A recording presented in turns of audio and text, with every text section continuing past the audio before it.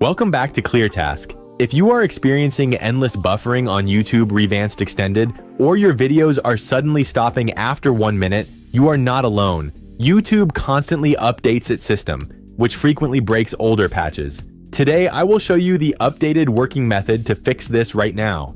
Step 1 is a quick app reset. Open your phone settings, tap on Apps, and find ReVanced Extended. Go to Storage and Cache.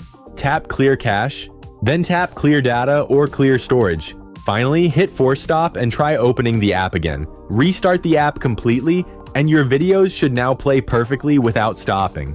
As a final tip, always make sure you are running the latest version of MicroG or GMS Core, as outdated background services can also cause playback drops. That is it for today. If this quick fix helped you out, please leave a like, and do not forget to subscribe to ClearTask for more simple, direct guides. See you in the next one.